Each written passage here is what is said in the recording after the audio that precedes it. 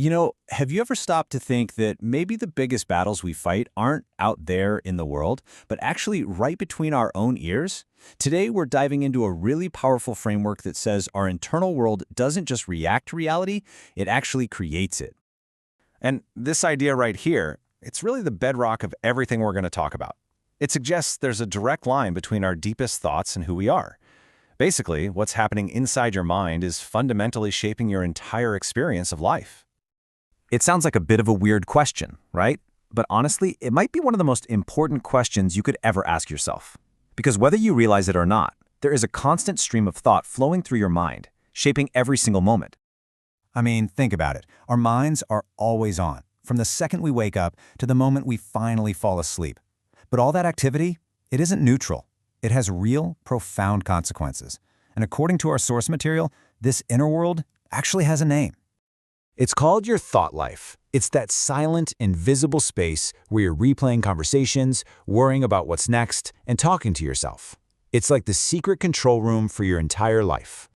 And its influence is just huge. Your thought life is what shapes your mood, it steers your biggest decisions, it colors how you see other people and even God. And ultimately, it determines your sense of inner peace. It is absolutely not just background noise. It's the architect of your reality.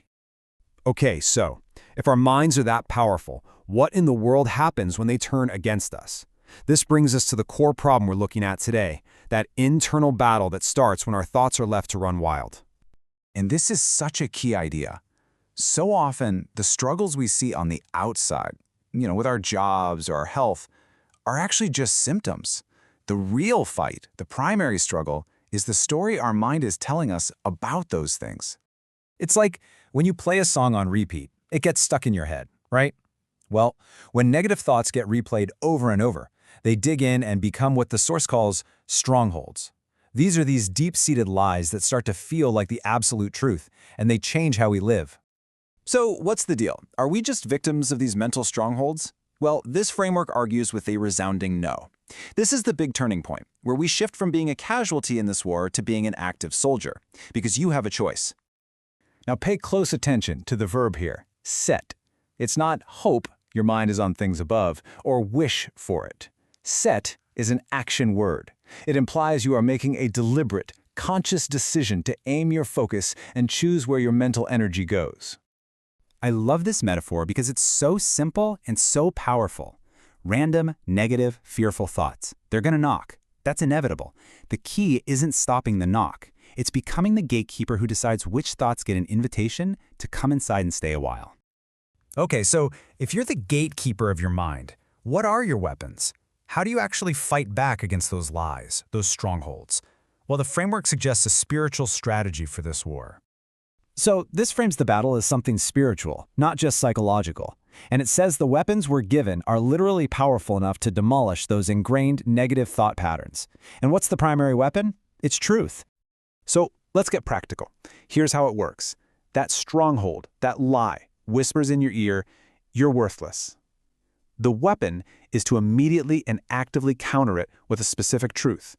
No, I am fearfully and wonderfully made. Or when that wave of anxiety rises up with the thought, this situation will never ever get better, you fight back with the promise, God will never leave me or forsake me. You see?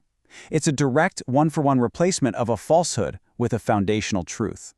And when guilt or shame pipes up and insists, you'll never be free from this, you declare the truth. Whom the Son sets free is free indeed. This isn't just wishful thinking, it's active warfare, and truth is your ammunition. Now here's the thing. This kind of mental battle, it isn't won in a single day. The source material is really clear that this is about creating a new habit, a daily rhythm for managing your mind. So what does that actually look like? Well, here it is, a 4-step process.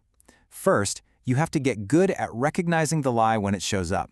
Second, you have to consciously stop it in its tracks before it spirals.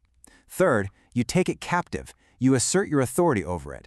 And finally, you replace that lie with God's truth, just like we were practicing. And I really want to drive this home. This is not a one-time fix. It's more like mental hygiene. It's a daily practice of renewing your mind, of choosing, moment by moment, to filter your thoughts through the lens of truth instead of just letting them run wild. So why do all this work? What's the end game here? Why go through all the effort to guard your thoughts? Well, the ultimate goal, the prize at the end of this whole internal battle, is something we all want: a deep, resilient peace. And this is the promise. I mean, just listen to that language. A peace so deep it transcends all understanding. It's a peace that doesn't even make sense given your circumstances. And what does it do? It acts as a guard for your heart and your mind. It's like a divine security system against chaos and fear. Ultimately, this is the kind of inner world you're building, a mental space that's no longer a hostile battlefield, but a home. A place where truth isn't just a visitor, it's the default setting, where faith can grow and where peace is in charge, even when everything on the outside is uncertain. So, we end right where we started. If it's true that your thoughts are the building blocks of your reality, then the question for all of us is simple. With the thoughts you're choosing to entertain right now, what kind of world are you creating for yourself today?